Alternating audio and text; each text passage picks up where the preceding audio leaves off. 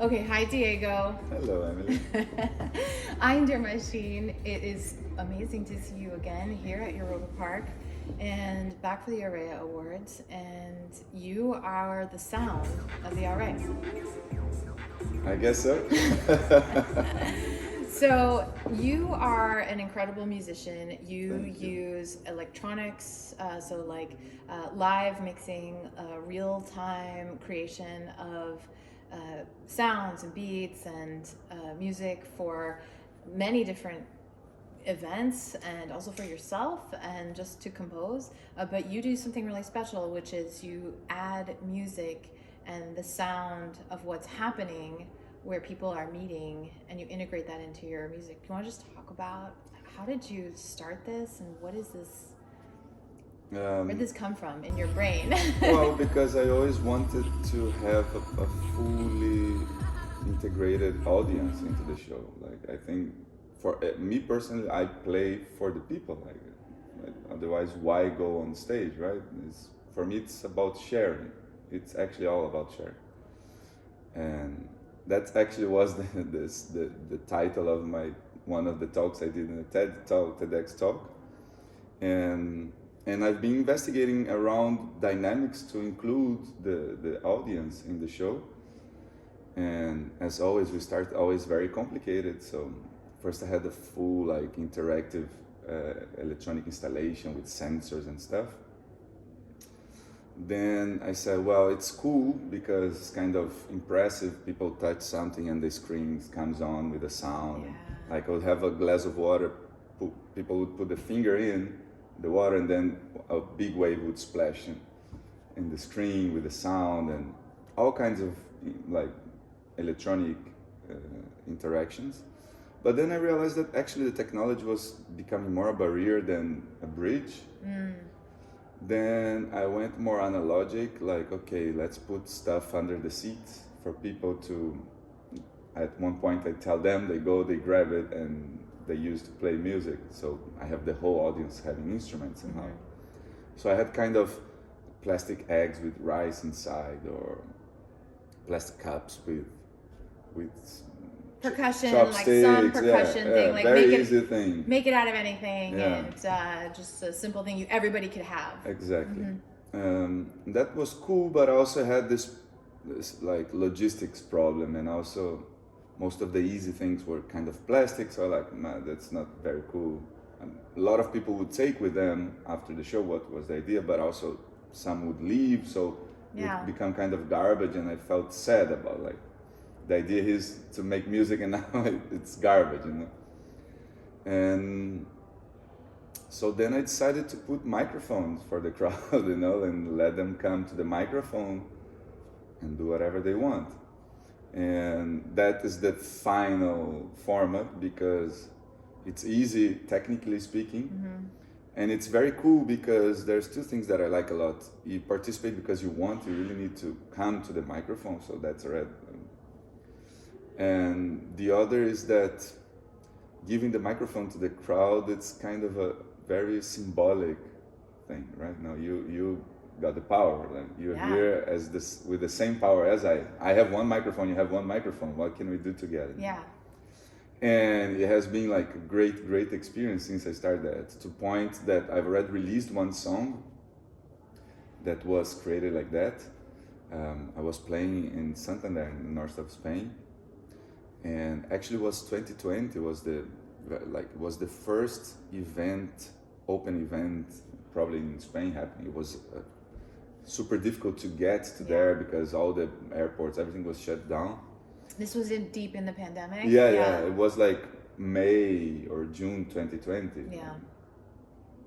And I'm telling that because it was outside and they had the chairs with space, but I said, no, this is a dance, it's dance music, literally dance to dance, so cannot have them sitting, so let's put the chairs with distance so they can stand up besides their chair.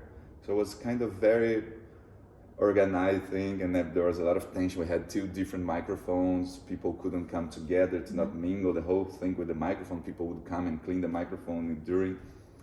And I'm describing all of this because suddenly from the back, like from the last row, a lady comes, like she's on a mission, you know, like I could see she coming, like she grabs the microphone and she starts, and what she said, what it is what is in the track, because by the time she grabbed the microphone and started, like the crowd went nuts, like it was like just so magical. What did she have to get out? That's the funny part of it, because she came and you're right and you know, and if you want to really so but it was mumbling, there was no actual lyrics, you know. That's awesome. So when the show finished, I went to talk to her, say, well, we're gonna publish this, like, what's your singer name? I said, no, I don't sing, I'm a mom, I never did that in my life. Oh my gosh, it was like the movie Sing, where she's just in the house and doesn't actually, but she's incredible. I told her, like, you have a month to come up with an artistical name, because it's gonna be Ain the Machine featuring. Wow. And then she came up with the super funny name, Vita Mina. Oh. So we have a song released, Ain the Machine featuring Vita Mina. She's gonna be famous, I think, with one you. day, yeah.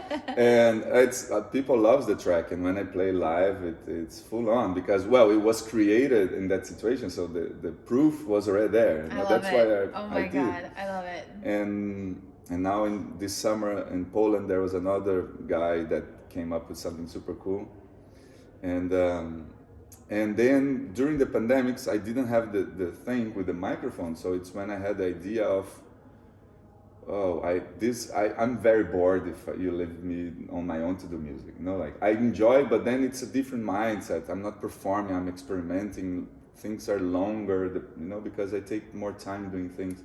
When you're performing, there's the thing of the time, like things need to run smooth so people don't feel bored about and everything. So for me, I did 1 or 2 live streams. I think I did 1. And I already said, no, this is not gonna work for me. I need to figure out a way to have people participating.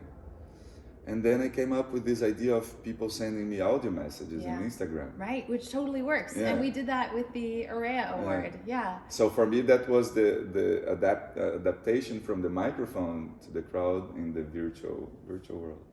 When I first saw your performance, I was in virtual reality.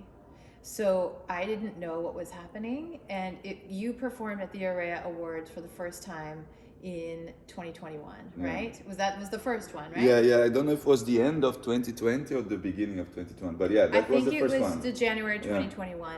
And what you don't know is that about maybe a handful of people we had an event in VR as part of the conference, as part of the AUREA Awards, because we were deep in the pandemic, and it was January 21. It was actually right in the middle of a big wave, and we pulled off the conference virtually, digitally, and also in person. So you came here and you brought all your stuff, and we had no idea, because Clark was on stage, and Amy and me and Kathleen, a lot of the speakers, you took audio from our conference day 1 and you put that into your performance. And I was in VR seeing that. I had a computer, and I had a computer. Well, I had a computer, and then I had a computer with an Oculus, I think a Rift at that time. I don't think I had a Quest yet. And I was like freaking out so hard. I was crying in VR, and because my colleague, my coworker Fanny, was in VR with me, and we couldn't believe what was happening. And it was so amazing, the feeling that we had in virtual reality, hearing your performance and seeing ourselves and seeing everybody, and Amy saying big hug, and she kept saying big hug. And but I saw the whole thing in VR. Like, you didn't probably know that happened, but you were streamed into... I heard later. That was probably one of the most awkward beginnings of show in my life, because we were in one room here in the Europapark. Yeah. And we were very little people, just the team there present. And I don't know, we did sound check, and the sound of the room was coming into the microphones, were just noise, and there was nobody there. So I said, shut down the system here. And anyway, I'm playing on my own. You played on your own. Yeah. But you brought like a huge party around the world. Yeah, but it took me a while to get it, because I was suddenly looking to a wall, because the little people that were there, they didn't have the sound, so they went back to another room to watch it and listen to it. So suddenly I found myself on my own with, and the cameras, they were kind of hidden, so there was not even cameras. There was no interaction. To bounce an eye look, like. Yeah. So like, okay, faith. That's what I learned during pandemics, is to perform based on faith, that there are people enjoying the other side. Yeah. And like you have no indication. Until the Instagram message starts to come in, I felt, well, I'm on my own. I don't know who is watching this. Well, the first year we didn't do the Instagram messages because I don't know we did the first year. Did. Okay. Yeah, we had. People sent a few. Yeah, and no, a lot. And then I said, wow, there's a lot of people sending messages. That's for me, it's enough. I don't know how many people are watching, but I don't mind. I don't care. There's people sending all the messages. We're ping-ponging here. But then when it finished, I went down, everybody, oh, amazing, amazing. So, wow, okay. No, man, online, people were getting crazy. They were going crazy. Because we had the chat, we could talk on Hopin, and the energy level, of course, because the music is dance music, and so it's like, I said yesterday, I feel like this is deep conferencing. I feel like we're doing like, it's like extreme deep conferencing, and I feel like that's my description of what you do, because we are conferencing, you're making house music, but it's this thing between all the people that put all the energy into their event, and it elevated the energy to such an extreme level, and it's a pity that you didn't know that this was all happening until you see these Instagram messages, but we could see it happening in real time, and we could just see people just escalating, like totally escalating, and having their own little parties. So I feel like that is amazing, and the innovation, right, that you brought to something that is uniquely yours, and that you shared with us, I think has now made it a part of what we continue to want to bring to the AUREA Award, and to everything that we do. It's like the spirit of, you don't know what the solution is, but you're going to come up with a creative solution, maybe through boredom, through boredom or creativity. Okay, so tell me this, because I have watched your videos. I love all your videos. I follow you on Instagram. And it's Ain the Machine on Instagram. Ain the Machine. Ain the Machine on Insta. I always say Ain the Machine, but Ain the Machine on Instagram. And you have made videos about Berghain, making techno music with Berghain, using basically what starts out as like acoustic sounds. No, just the sounds of the building. That's a collaboration I have with a YouTuber, German YouTuber. He's famous in Berlin, in Germany. Okay. And that's what I love about YouTube, is that it's a basic demand. It's that it must have humor, and that's something that I love it. So it's a nice collaboration. And so the concept of the video is, Berghain has been closed for more than a year right now. Berghain is the most famous techno club in the world, which is absolutely legendary, and it is in an old factory building. It's a church. They call it the techno church, the techno temple. Yeah, the techno temple. So as it was closed, that was actually the intro of the video. Berghain has been closed for more than a year now. If Berghain cannot give us techno, we'll make techno with Berghain. Which is like a love story to Berghain and to the building, right? So it's an ode to Berghain. So we did a song, a full techno track made only with the sounds of the building. And what is very symbolic for me is that Berghain is also very famous for its door policy. Like, there's queues of 8 hours. 8 hours to get into the club. And people don't, after 8 hours, get kicked out. Is not allowed to go. And the kick drum, it's the most important element in electronic music and techno mainly, is made out of the door sound. I'm banging on the door. So for me, that was very symbolic. It's so symbolic. It's so many levels, cultural levels, especially as a Berliner now, where you live, and to have, and as the temple of techno, for you to be there and banging on the door and having that be the sound of Berghain. Yeah. It's just genius. It's so good. I also love that you've been doing other performances in Africa. Okay, so you went to Africa recently, and you did a program there, and we're in Germany now. right? And we have a German audience. Actually, it's like a German professional event. I mean, we have all these like weird and creative and cool people from Burning Man and the VR and AR space, but you went to Africa. Talk to me about the difference it makes when an audience is like fully. They came on stage, right? They crashed the stage. Yeah, they crashed the stage. Talk to me about that. Well, there's one point in, like, I think there's one point in like which we're all humans and there's no difference. Like when the music hits, it hits. But then what I can see is the difference in between how much you allow your body to respond to the hit, you know, when it hits you.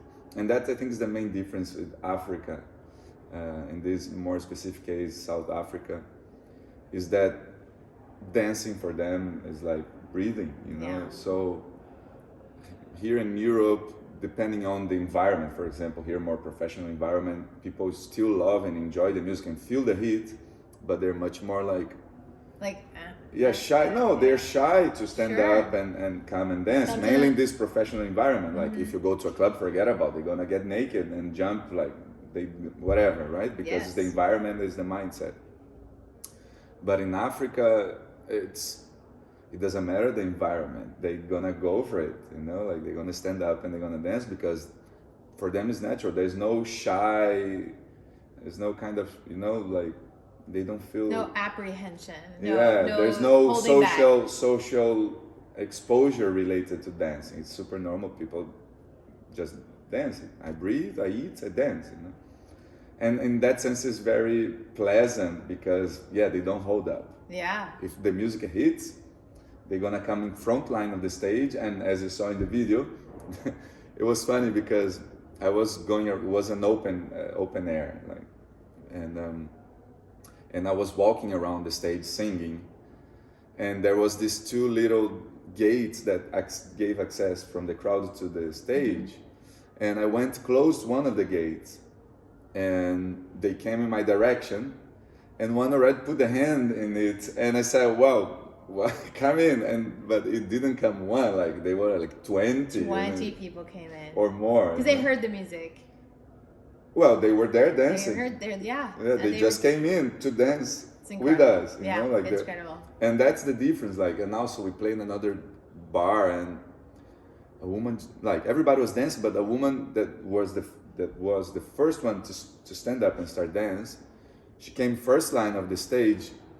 And I felt this energy, like she's dwelling me for a dance. So so then let's go. I came down and we kind of danced together. You know, like for them it's normal life, and that's I think is the main difference. Not how music hits you, but how much are you worried about letting it go or not.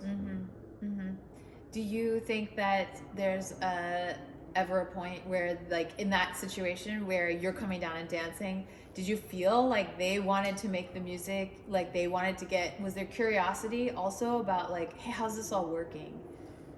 Like they want to get up there and start making beats, or what do you think? The machines, they don't feel very much attracted, or at that very specific situation, they didn't for them.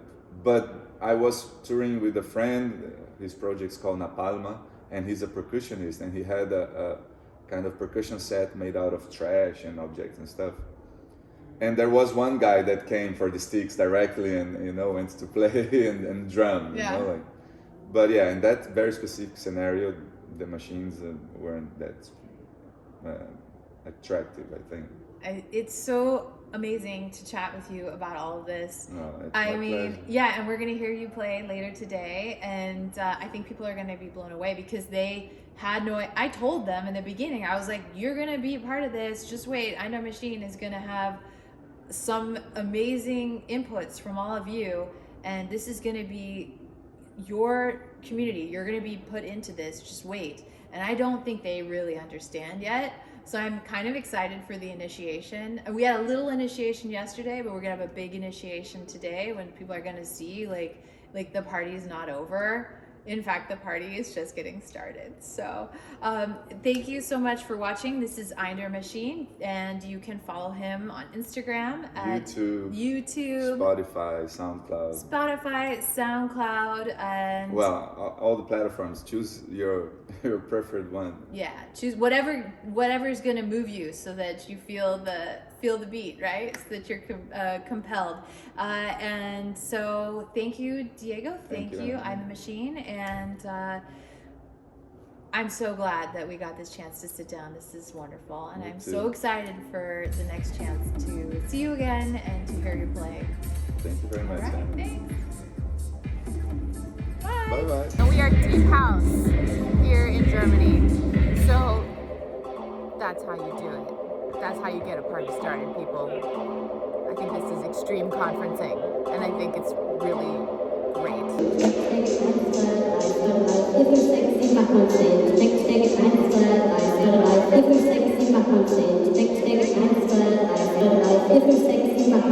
If